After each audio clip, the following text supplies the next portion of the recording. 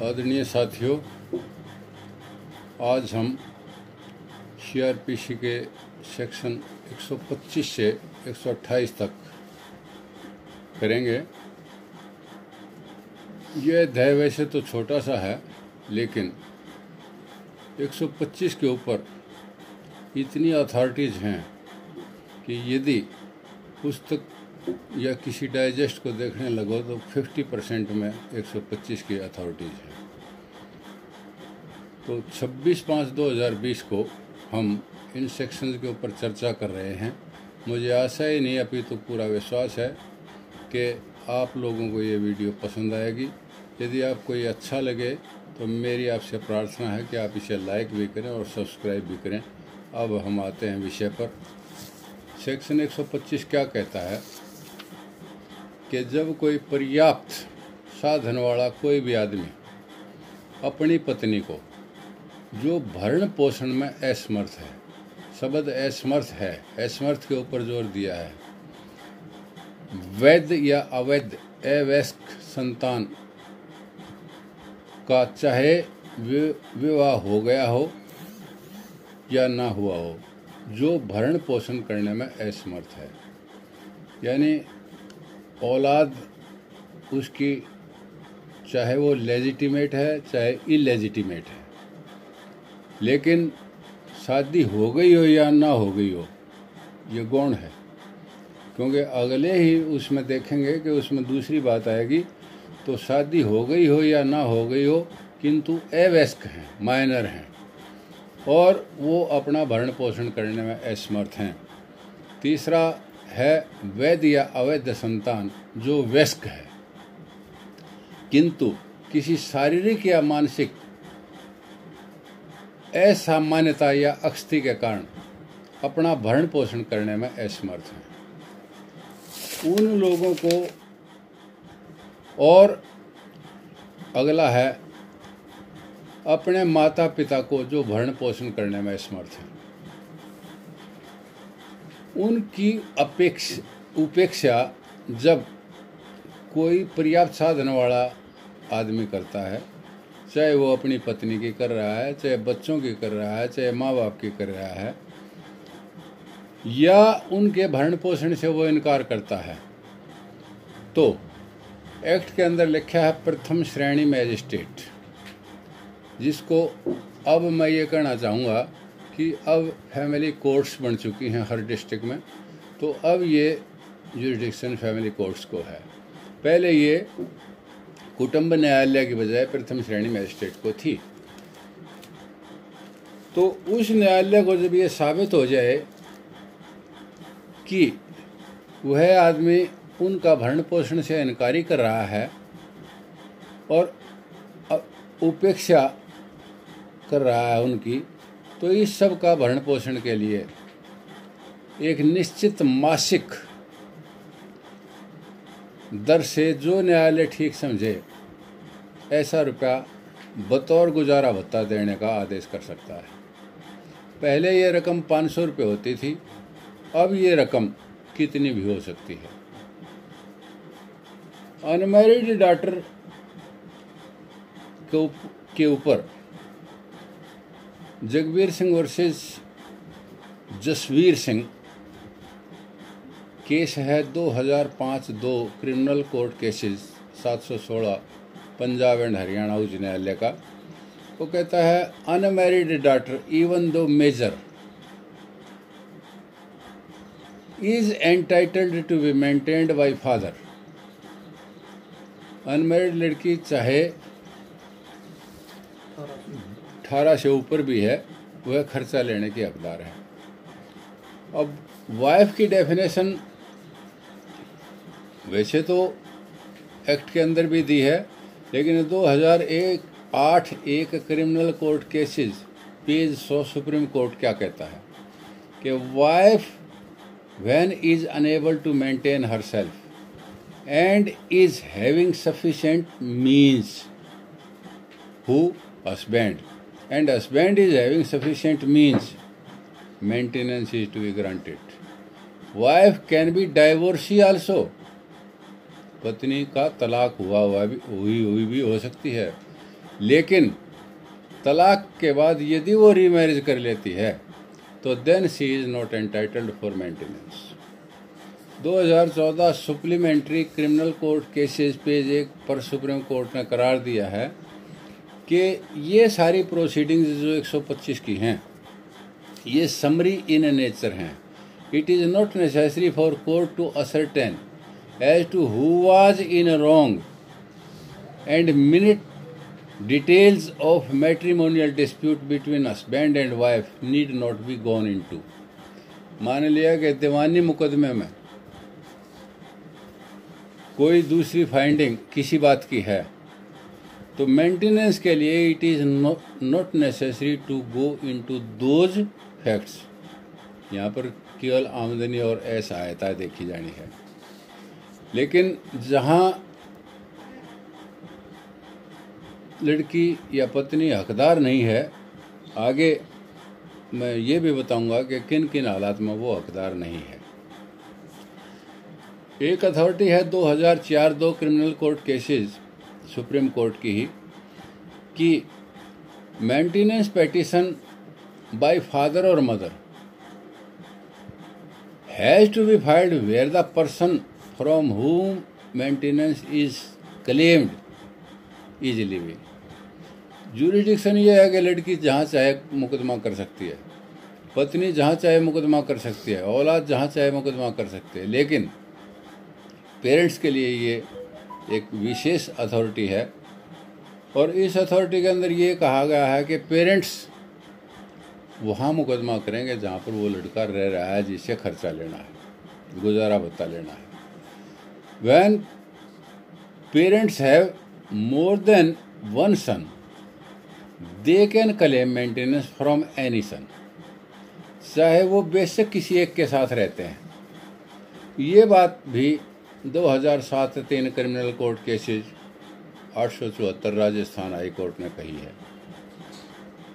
इसी प्रकार 2013 2 criminal court cases page 745 Punjab and Haryana high court ने करार दिया है कि wife is entitled to same standard of living as she would have while residing with her husband. यानी जब पत्नी अपने पति के साथ रह रही थी और जिस स्टैंडर्ड से वो रह रही थी, तो आज भी वो उसी स्टैंडर्ड से रहने की हकदार है और उसी स्टैंडर्ड के अनुसार जो है उसको मेंटेनेंस दिया जाए। 2005 2 क्रिमिनल कोर्ट केसेज 192 में Punjab and Haryana high court ने कहा है कि women of a void marriage is not entitled for maintenance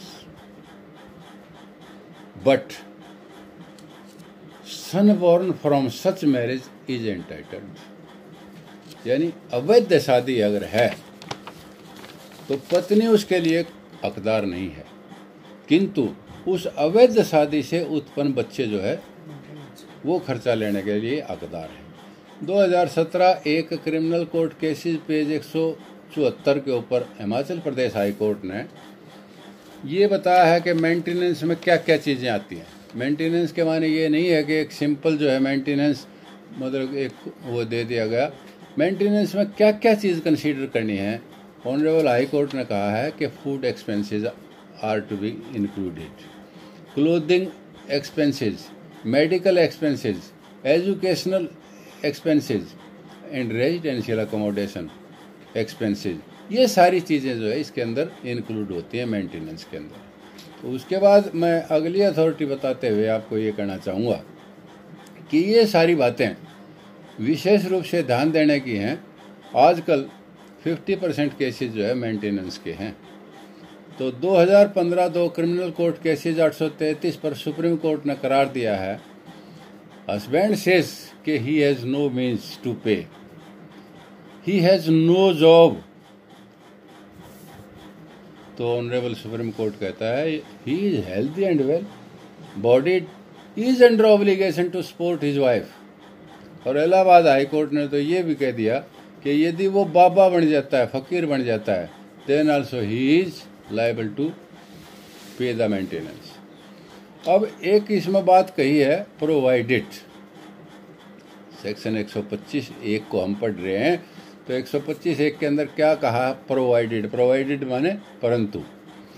कहता है application will be disposed of with in 60 days, कि इसका निपटारा जो है 60 दिन के अंदर होगा। अब इसी सेक्शन में माइनर की डेफिनेशन दी गई है। माइनर के माने है कि ये जो इंडियन मेजॉरिटी एक्ट है उसके जो प्रोविजंस हैं उसके अनुसार जो है मेजर और माइनर काउंट किया जाएगा किसी आदमी। वाइफ की डेफिनेशन दी है इसी सेक्शन के अंदर। इसमें लिखा है कि she may be divorced and has not remarried, she is entitled for maintenance. तो अब सब सेक्शन 2 पर आते हैं। सब सेक्शन 2 क्या कहता है कि interim maintenance and expenses are to be paid from the date of order if so ordered और from the date of application. ये न्यायाधीश की मर्जी है, वो चाहे तो जिस दिन एप्लीकेशन दी गई है उससे, और चाहे तो जिस दिन ऑर्डर हुआ उस दिन से।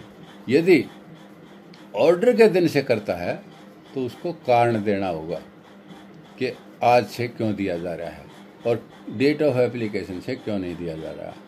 अब सब सेक्शन 3 की ओर आते हैं। सब सेक्शन 3 क्या कहता है? यदि कोई व्यक्ति आदेश की अनुपालना में असफल रहता है तो प्रत्येक भंग के लिए, यानी जब वो ब्रीच करेगा, भंग के माने ब्रीच, कि प्रत्येक भंग के लिए वारंट जारी करके पूरे भत्ते और कार्रवाई खर्च वसूल किया जा सकता है, और 1 मास तक की अवधि के लिए या उससे पहले दे तो उस समय तक के लिए कारावास का दंड दिया जा सकता है। विच एवर इज सूनर, यानी 1 महीने की कैद कर दी, कारावास भेज दिया, लेकिन वो पेमेंट बीच में कर देता 7 दिन बाद, 10 दिन बाद, 12 दिन बाद, तो ही विल बी रिलीज। परंतु वारंट उसी राशि के लिए जारी होगा जो रकम दे बनती है, और इस बारे में 1 साल के अंदर अंदर दरखास्त दी गई हो। Meaning thereby execution can be made within 1 year. अब इसके ऊपर लिमिटेशन के ऊपर वैसे तो जो चीज़ एक्ट में दी गई है उसके ऊपर अथॉरिटी की आवश्यकता नहीं है, फिर भी it has been cemented by the authority and I tell you the authority 2009-4 criminal court cases page 303 supreme court की अथॉरिटी है, और इसमें कहा गया है कि execution should be made within 1 year. Limitation इसके अंदर दिया गया है। अब हम आगे चलते हैं कि अगर पति अंतरिम भत्ता के खिलाफ रिवीजन दायर करता है तो दिल्ली हाई कोर्ट ने कुक्कूराम वर्सेस राम बेटी के केस में ये करार दिया, जो 2012 2 क्रिमिनल कोर्ट केसेस पृष्ठ 92 पर दर्ज है। उसमें ये कह दिया कि revision petition be entertained only when husband deposits the entire arrear of the maintenance up to the date of filing of the revision. तो ऑनरेबल हाई कोर्ट ने ये कहा कि जब तक रिवीजन फाइल जिस दिन किया गया है टोटल रकम या एरियर जो उसकी तरफ दे था वो अदा नहीं करता तो उसका रिवीजन ही एंटरटेन ना किया जाए। इसमें एक्सप्लेनेशन दी गई है, यदि पति ने अन्य स्त्री से विवाह कर लिया या कोई रखेल रख ली है तो पत्नी उसके साथ रहने से इनकार कर सकती है। पत्नी कह सकती है कि I don't want to live with him because he is having some other mistress. अब इसका सब सेक्शन 4 क्या कहता है कि कोई पत्नी यदि जार कर्म कर रही है, meaning thereby if she is living in adultery, या अपर्याप्त कारण के बिना साथ रहने से इनकार करती है तो किसी भी तरह का भत्ता पाने की हकदार नहीं है। इस सब सेक्शन 4 के अंदर 2 बातों के ऊपर जोर दिया गया, 2 इंग्रेडिएंट हैं, और उन दोनों में से कोई एक भी साबित हो जाती है तो शी इज नॉट एंटाइटल्ड। कि यदि पत्नी कोई जार कर्म कर रही है, एक बात। दूसरा है यदि वह अपर्याप्त कारण के बिना, सफिशिएंट कारण के बिना अपने पति के साथ रहने से इनकार करती है तो भी वो किसी प्रकार का भत्ता पाने के हकदार नहीं है। लेकिन ऑनरेबल हाई कोर्ट की एक अथॉरिटी है, इलाहाबाद हाई कोर्ट की, उसने कहा वंस और twice intercourse is no adultery. मैं माननीय उच्च न्यायालय के द्वारा पास किए गए कानून के ऊपर टिप्पणी नहीं करना चाहूँगा, किंतु कई बार ऐसी अथॉरिटी आ जाती हैं जो सोचने के लिए बाध्य कर देती हैं, और इस तरीके से समाज के अंदर बड़ी भ्रांतियाँ हो जाती हैं। तो आगे हम चलते हैं। 2017 दो criminal court cases, page 856, Punjab and Haryana high court ने जसबीर सिंह ग्रेवाल वर्सेस दलजोत वाले केस में क्या कहा कि magistrate is competent to award imprisonment of husband for more than 1 month। However, imprisonment can be reduced if amount is paid। यानी एक्ट के अंदर ये 1 महीने से ज़्यादा की कारावास नहीं की जा सकती, किंतु honourable Punjab and Haryana high court ने अपने फैसले 2017 दो criminal court cases, page 856, Jasbir Singh Grewal वाले केस में ये कह दिया कि ये सज़ा 1 महीने से ऊपर भी हो सकती है, या जब तक वो पेमेंट ना करे।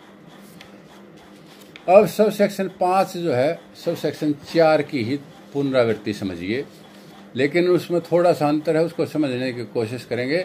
वो क्या कहता है कि यदि ये साबित हो जाए कि पत्नी जार कर्म में रह रही है या पर्याप्त कारण के बिना पति के साथ रहने से इनकार कर रही है, तो आपसी सहमति से अलग रह रही है, म्यूचुअल कंसेंट से, दोनों के आपसी समझौते से, तो मैजिस्ट्रेट आदेश को रद्द कर सकता है। सपोज के order has been passed and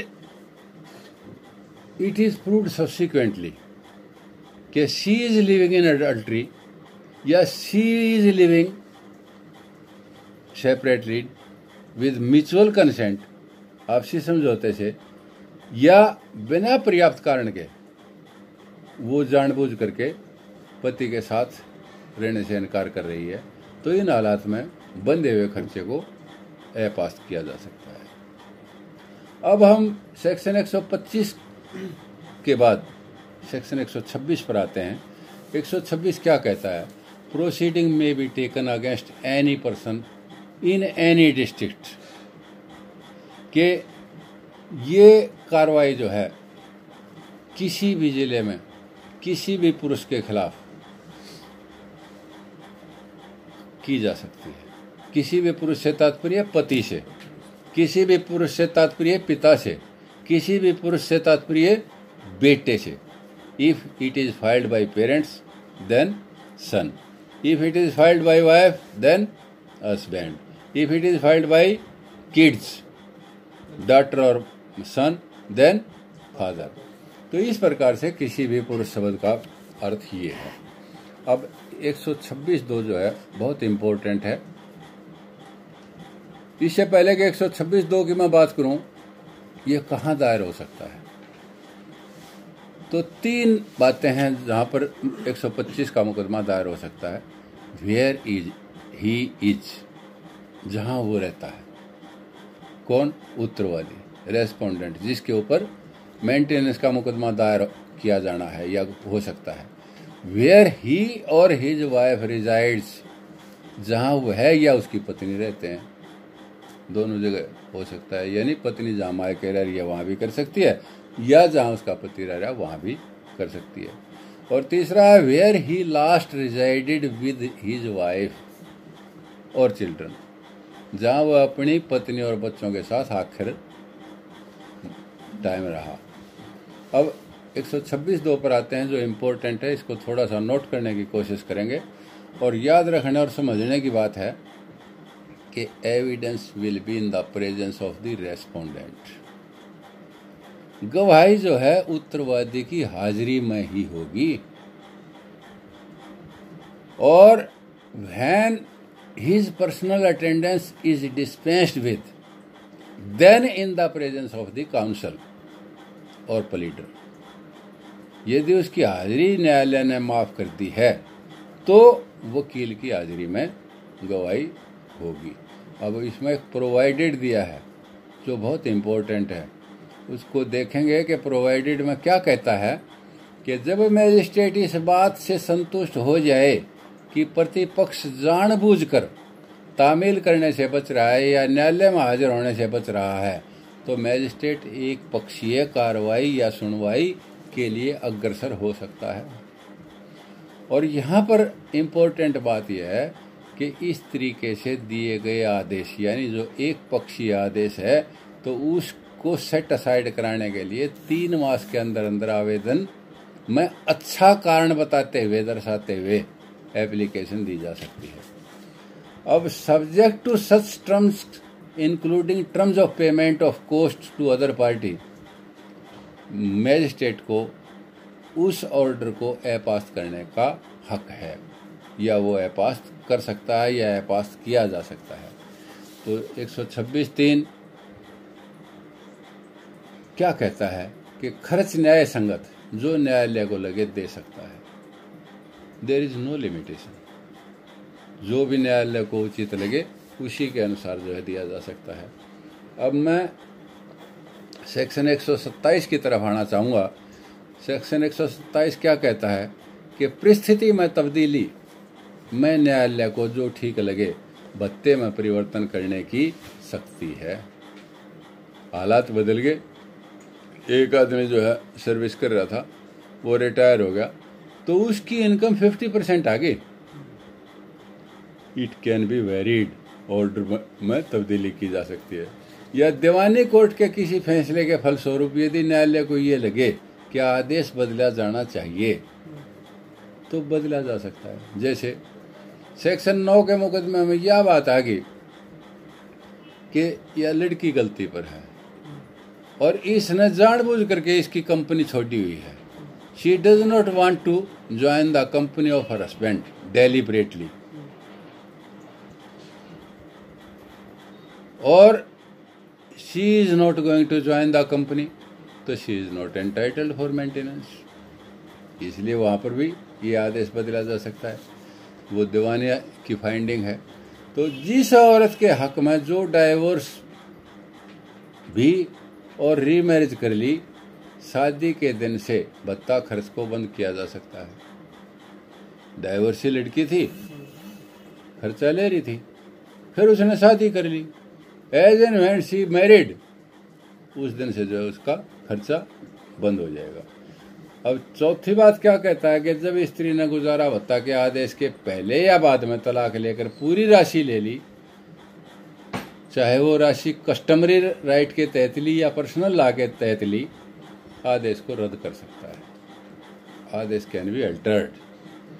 अब तलाक की धनराशि मेंटेनेंस के आदेश से पहले दी तो उस आदेश के दिए जाने की तिथि से रद्द किया जा सकता है।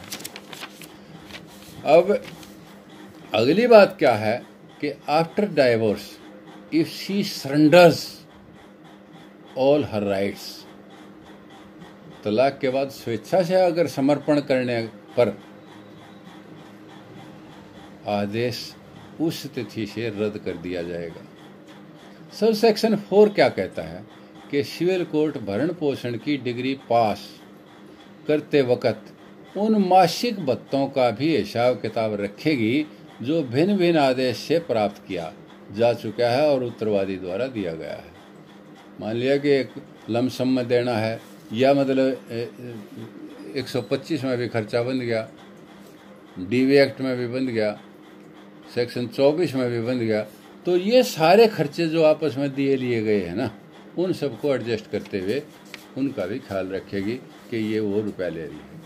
अब सेक्शन 125 से 127 जो है हम पूर्ण विस्तार से जो है इसकी चर्चा कर चुके हैं। अब सेक्शन 128 है।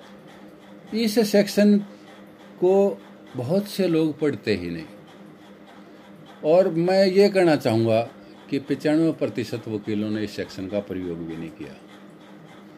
अक्षमा याची हूँ उन वकीलों से जो मेरी इस बात को सुनकर बुरा ना माने, बल्कि अपने अंदर ये झांकने का प्रयत्न करें कि क्या वास्तव में उन्होंने 125 के मुकदमे में इस सेक्शन को लागू किया ये सेक्शन क्या कहता है? Enforcement of order of maintenance, यानी भरण पोषण के आदेश का प्रवर्तन कैसे होगा।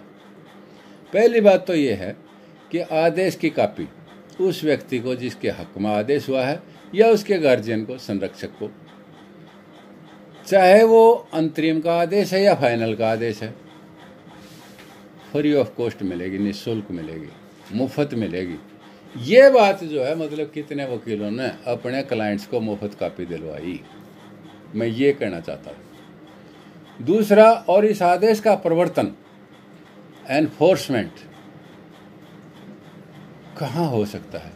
This is also again very much important कि इसका प्रवर्तन जहाँ पर भी प्रतिवादी रहने लग गया, हरियाणा की कोर्ट से खर्चा बंधा, आदमी जाकर केरल में रहने लग गया, execution can be filed there in Kerala also, subject to identification of the respondent and petitioner. उनका केवल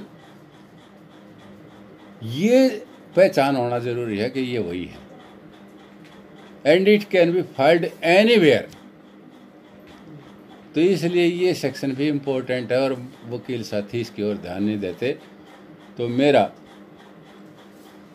आप सबसे अनुरोध है कि यदि आपको ये आज का वीडियो अच्छा लगा हो तो आप इस वीडियो को लाइक करें, शेयर करें, सब्सक्राइब करें।